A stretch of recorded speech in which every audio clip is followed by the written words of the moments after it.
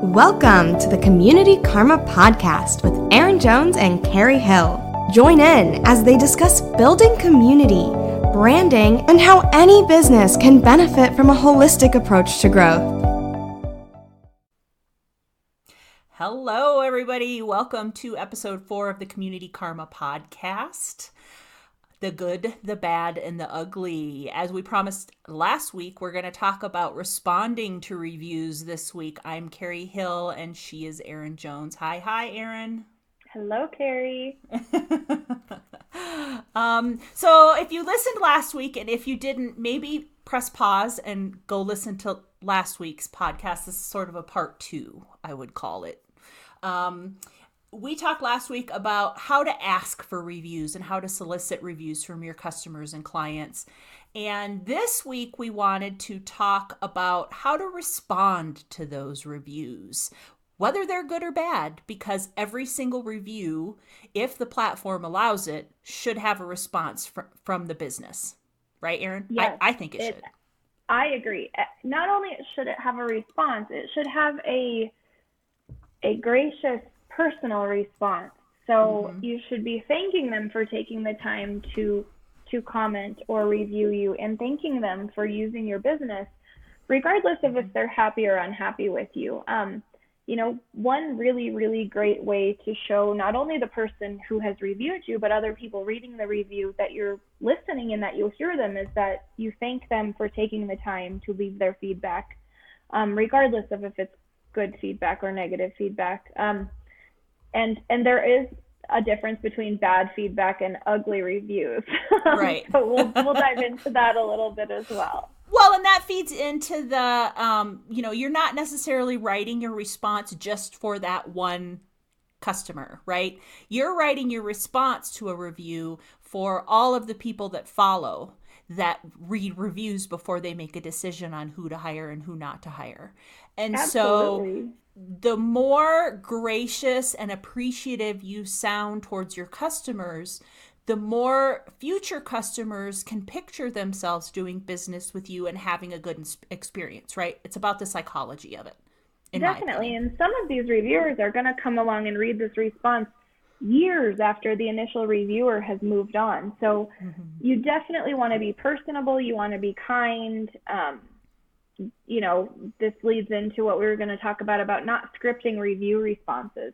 You want each response to be as personable as possible. If they didn't mention, the person in their review that they worked with or the product that they bought, mention it in your response, as long as it's not an overly personal business that you're running. You don't want to, have any HIPAA violations or embarrass anyone online. But, say, we're so glad to see you, in our auto repair shop last Tuesday. We loved working on your vehicle. Name what kind of vehicle. Absolutely. Thanks for bringing your Audi in, Erin. Yeah, get personal with them and let them know that you're not just going in and saying thank you to every response that you see on a review platform. You're taking the time to make sure that they got what they needed. And that you look forward to seeing them again. For sure. Absolutely. And continuing that conversation, like we said last week, a lot of customers expect their relationship with the business to end once they pay the bill, right? Well, I paid, I'll never hear from them again. And if you really want to develop a community and a customer base and brand advocates, extending that relationship beyond payment, this is one way to do it, because on some platforms like Google, when you respond to that review, the person who left the review gets an email that says, hey, such and such business responded to your review.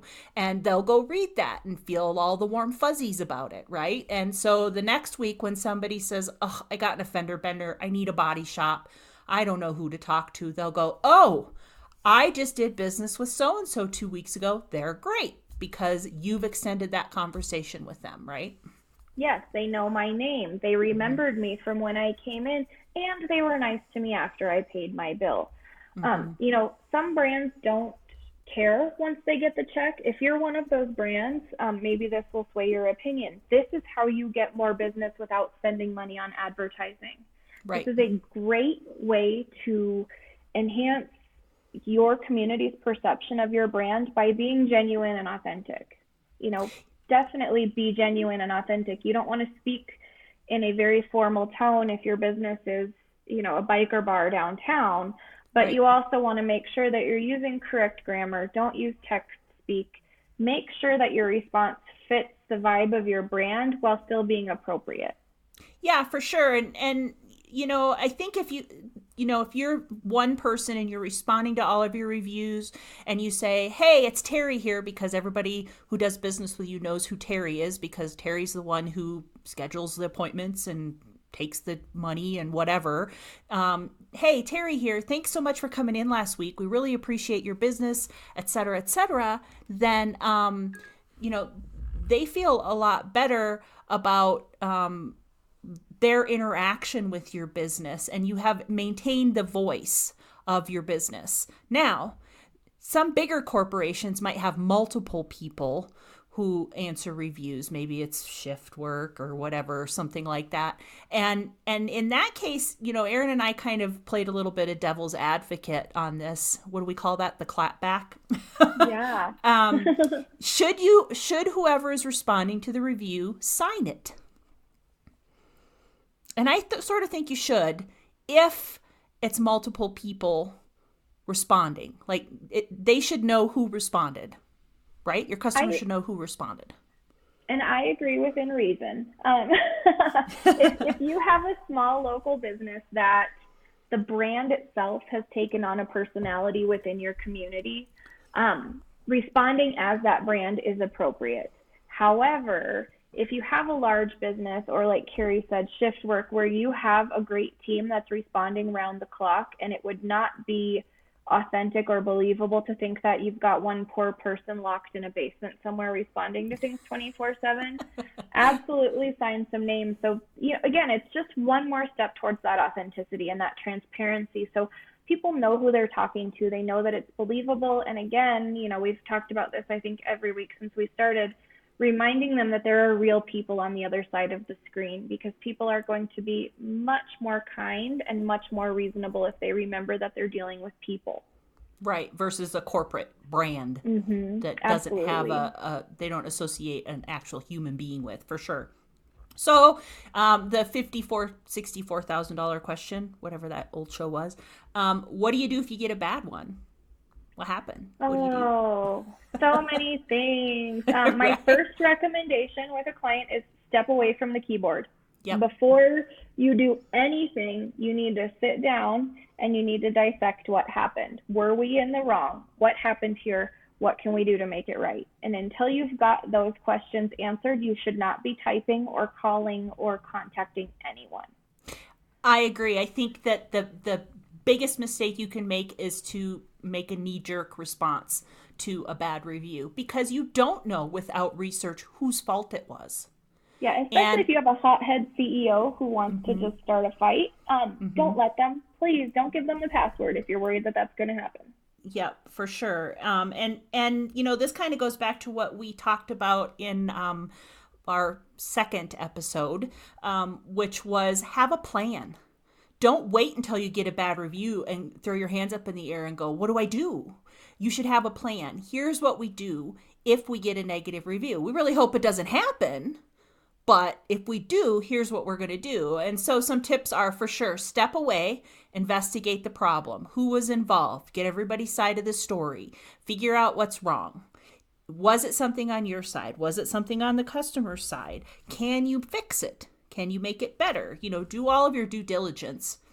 Then don't be afraid to sleep on it. I think a quality response in that case is better than a fast response.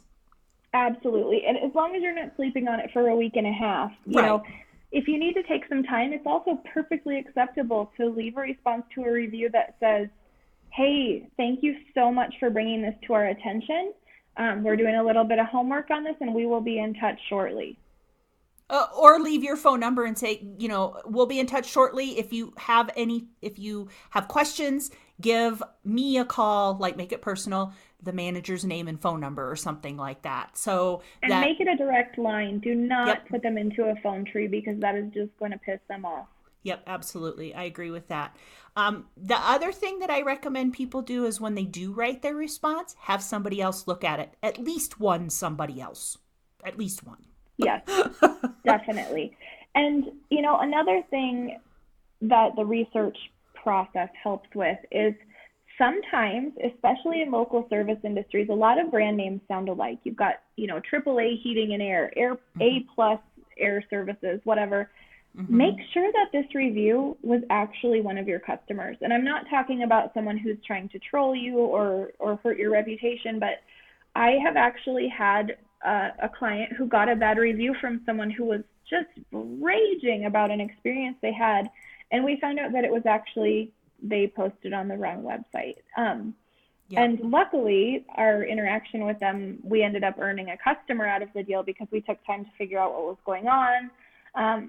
Let them know who they should have been contacting, and were able to actually turn it into a sale, which was fantastic. So another tip we have is if you can fix this, even if it costs you a little bit of time and money, it's probably going to save you a lot of money in the long run, because you're either going to save that customer or save those people who are reading these reviews that, come later, like we talked about last week. So even if you are in the wrong, if this person is going off and having a huge fit and swearing at you, and you can respond with a level head and be professional and still be personable and kind, you may earn business from other people reading that, even if you lose this customer. So don't take the bait. Do not engage, if someone is trying to start a fight with you.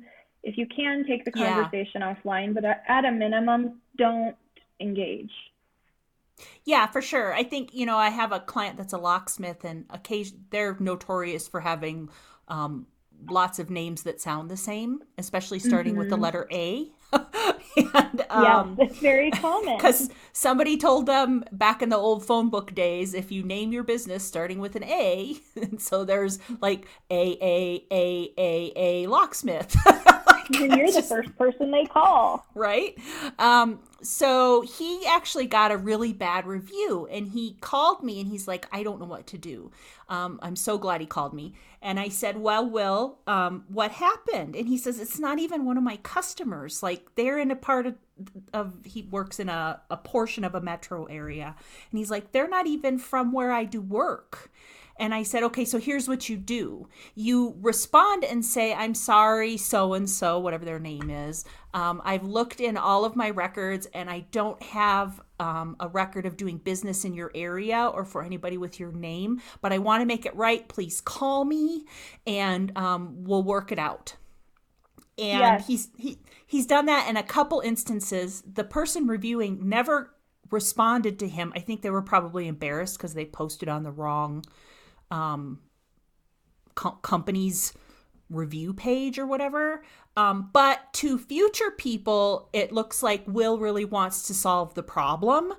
But it also looks to them like this was a troll or somebody who just posted in the wrong spot, right? I'm not saying that you should use that if that's not the case. That's not a tactic for deflecting. But if it's truly not somebody that was your customer, you can state that in your response, right? Yeah, and it also shows that you're willing to be helpful to someone that you didn't make money off of, which generates goodwill in the community, because you're taking a minute to try to help someone solve a problem that you really had no part in. Right. And it shows a future customer, you're willing to do what it takes to fix a problem. So they know if they decide to do business with you, even if it maybe doesn't go 100% smooth, there's an avenue for fixing it, right? Yeah, and this is especially critical in industries that traditionally may not have great customer service, or a perception of great customer service. So if you have a mechanic or, a gun shop or somewhere that people are used to just buying what they need and going on with their day, if you go the extra mile, that is going to do amazing things for your business, because it's unexpected service. So they're getting what they expect, but then they're getting a level above it, which is fantastic. The same thing is happening with review responses. Instead of just saying, thanks for your review, you're saying, we had a great experience with you. We can't wait to do business with you again. Those warm fuzzies are contagious. And if you're putting that out there, then you're probably going to get some of it back. Right. And so you're extending that conversation and you're creating that brand advocate and that community of people who would recommend you, which is the point, right? Like that's why we have community karma. We put good things out into our community and we hope we get good things back from all the, the good things that we do. I always like your quote. I think you said it at PubCon this year was, if you wouldn't say it to your grandma, don't put it online, aka don't say it to your customers. So if your response is not something that you would say to your grandma, don't post it. Right. This is you. You're putting a piece of you out on the internet, and the internet has a very long memory. So, remember, don't be inauthentic, but remember your audience and take that into account when you're crafting a response. And another thing that you want to do is kind of match your tone to the tone of the reviewer. And I don't mean positive or negative so much, but if they use short sentences, more simple verbiage, whether they're in a hurry or, it may be someone who is using English as a second language or isn't as advanced in the grammar department, don't respond to them with a paragraph and a wall of text because they're not going to read it. That said, if someone does send you a review that does use, big words and is very detailed, respond with detail because people tend to respond better when you match them in tone and length of post and things. Again, don't lose your authenticity. That's kind of a next level tactic that we can dive into at another time, but make sure that people are seeing a genuine side of you. That goes back to what we talked about with crafting your ask. So use the words that you want in the review in your ask. We talked about that last week. So then in your response, you use the words that they used in their response, whether it's deep, long words or superficial, hey, thanks kind of words. I think that not only is it about using psychology to solicit the response you want, but it's about understanding the psychology of the response and responding in a like tone, right? Yeah, and that it enhances your connection with them. Sure. This doesn't have anything to do with reviews, but you should also be doing that in email and phone correspondence with your customers, and definitely in face-to-face. If your customer is not a touchy-feely, huggy person, stay out of their bubble. Yep. This is stuff that will really help generate confidence and good feeling between the two of you, and that should carry through the whole engagement with this client. So all the way through the review process. Think about those sales tactics. Good salesmen know if they talk over their potential client's head, they're probably not going to sell the product, right? Because I don't understand a thing you said, and I'm not writing you a check if I don't know what I'm buying. Absolutely. It's the same thing. I'm not going to say nice, positive things about you if I think you're condescending or talking over my level. Be nice, be kind. The tenets, I think, of building a community and encouraging your brand advocates is be kind. Even if it was a terrible review. And, let's talk about the ugly. Let's talk about the trolls, the people you're never going to make happy, and the people who are out of line. Yeah. First thing I want to say to that, if you can't take it offline, you need to know when to cut bait, because every time you respond to a review or have an engagement on a review, a lot of platforms then are going to bump that review back to the top of the list. So if it's not something you want people looking at, again, step away from the keyboard. Yep. Know when it's not going to get any farther. And with these troll reviews, you really want to craft your responses, again, not to the troll, but to the other people reading. So show your audience that you're the one with a level head and you're the one that's being reasonable, and let them formulate their own opinions about the troll. Well, and if you've gotten the review, you've done your due diligence, they were a client, you dropped the ball, own it. Please, we really dropped the ball. I'm so sorry.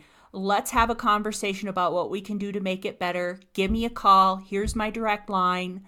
I want to make it better. Period. End of discussion. Right? Yeah, and then make it better. Yeah. Then actually follow through and make it better. That's where your win is going to come in. Absolutely. Yep. That's how you earn that business back. Another one of my PubCon slides actually says, A happy customer, I wish I had it in front of me. I believe a happy customer tells 5 people about their experience, and we've all heard that an unhappy customer tells 10. However, the stat that's often left off of that statement is that a restituted customer will tell 20. So you actually are going to get more mileage out of a customer that you may have screwed up with, but then made things right, than if you just did it perfectly from the beginning. Everybody loves a good comeback. For sure. And I think that goes into the I feel taken care of. Yes, right? You matter. I matter. They cared about my business. They did what they could to make it right. Now, there are trolls out there who leave false reviews, or are the daughter of a competitor and they left a nasty review or whatever. And, can you get reviews removed? You can from certain platforms sometimes. It is not easy. And so there is a time, like Erin said, when you have to decide to cut bait and just let it go and concentrate on getting those good reviews. But if there is a way to prove that maybe it was an ex-employee and their LinkedIn profile shows that they used to work for you, you can report some reviews to Facebook or Google and say, hey, this was an ex-employee. Here is public information that proves they used to work here. It has to be, for Google, it has to be public information, like a link that they can go to. It can't be like your employment records that's not public.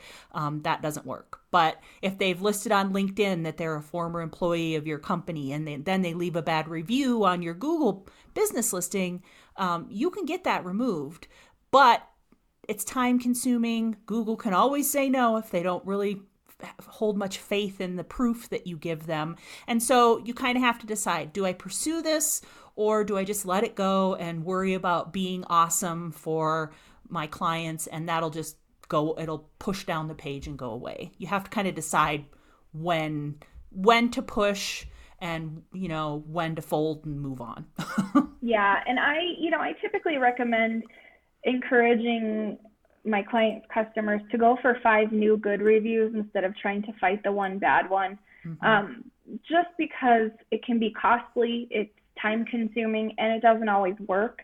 And sometimes you actually end up shining a spotlight on the review you're trying to get rid of. So, you need to be ready to go into battle if you're going to try to get something reviewed or removed. And another thing that I would like to mention, some brands can get away with this, but most cannot. So be very careful if you're going to try to call somebody out in a review, because if you're wrong, you got a whole lot of egg on your face. Well, and they can respond back and with receipts, as they say. Right. Yes. So. And unless you have a brand that people kind of thrive on you being a little bit more gritty and confrontational, I really, really tend to shy away from that tactic. For sure. I agree. So let's say you got a bad review and you fixed it and everybody's happy. Your customer's no longer mad. Can you ask them to edit the review that they left? I say yes.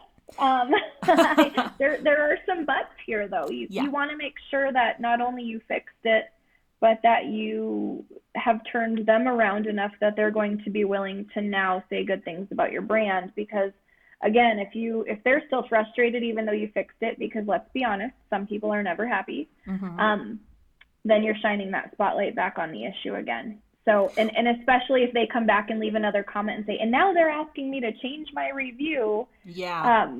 That can look bad. Yeah. Even if you didn't ask in a bad way, they can make you look bad. So, Carrie, I know we talked about this earlier, but face-to-face or a phone call is definitely the best way to approach this, because you can kind of take a better temperature of the conversation. Right.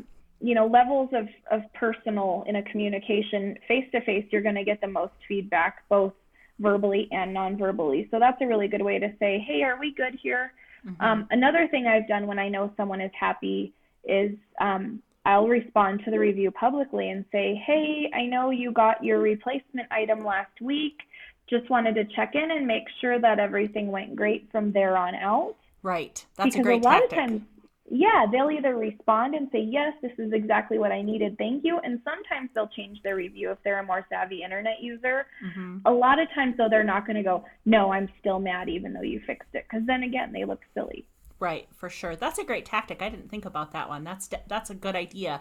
Like posting one more response saying how you cured the problem, you remedied things, even if they never respond or if they weren't, Right. they're still not 100% happy for you. Again, these responses are not just for the person who left the review in the first place. So yeah, and especially that's in a great retail tactic. situation, you can say, "Hey, I know we messed up, and we're so sorry about that." People love reading that, by the way. If you're willing to say, "Oh my gosh, this is so embarrassing. We are so sorry, Yep. but we got the new product out. We hope you love it." Like Carrie said, even if no one responds, people reading that go, "Wow, they are really on point."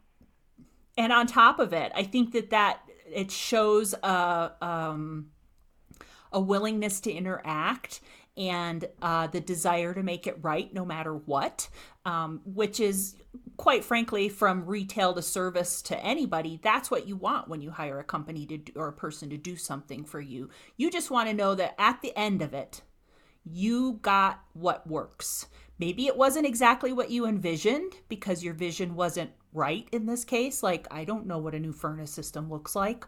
I don't have any clue, but my house is warmer and my bill is lower. Yay me.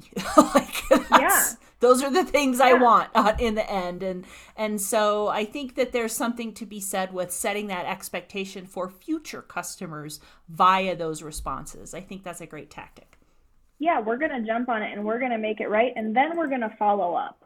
Right. Again, even if people aren't thinking that consciously, subconsciously, these are things that people notice. And when people have a million choices, especially with the way the internet is now and the social internet, you have got to show why you're the best. And one of the ways to be the best is to be likable. And the easiest way to be likable is to have a great social presence, whether that be, a local presence, whether that be on social media, in your local community.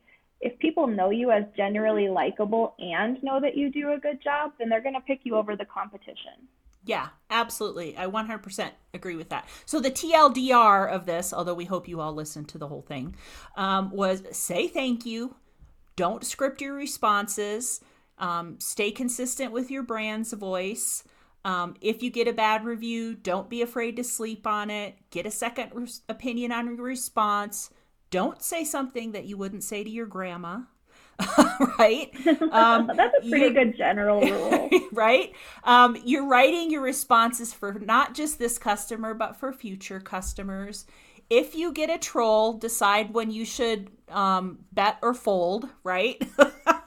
Yes. And when you fix it, not if, when you fix it, whether it's giving them all their money back or fixing whatever the product or service was, respond with, hey, we hope everything's okay. And maybe that will prompt them to adjust their review. That's your TLDR, right? Yes. Yep. And don't forget to respond to every review. Even if you just are giving it a quick like and circling back to respond later, make sure that you give everyone that personal touch and follow up. Yeah, for sure. Use the name of their product or service. Use their name. Use the town where you did the service. Talk about the technician that did the service or the clerk that helped them in the store or whatever. I think that those little personal touches go so far towards building that community. And that's what that's what Community Karma is all about, right? We're building a community, whether it's your local neighborhood community or it's your global virtual community. All of those little pieces fit into the puzzle that builds that community. Absolutely. And hopefully if you're listening, you put some value on that and you're not trying to game the system, because we are not going to advocate or condone that. So these are all the real work tips to do it right. Yep. And it's not always the quickest, easiest way, but it's the way to really earn that trust with your community. This is an investment, people. It's an investment. It's not something that you're going to buy and do it fast and quick and be over with. You're investing in the future of your business by building a good community out of it. Yes, and that is very, very important, especially in today's day and age. People are back to a place where they love heritage brands, and they're not always just looking for the cheapest option. Mm-hmm. They want to be taken care of. So be that for them. Yep, for sure. All right. Thanks, Erin. Stellar as always.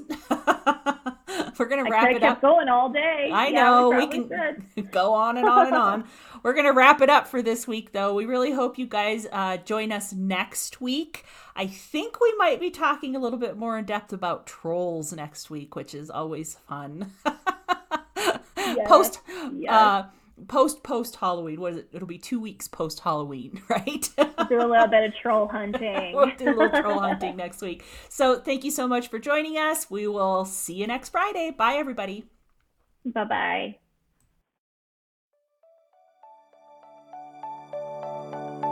Thanks for listening. Be sure to subscribe via iTunes, Google Podcasts, or your favorite podcast app.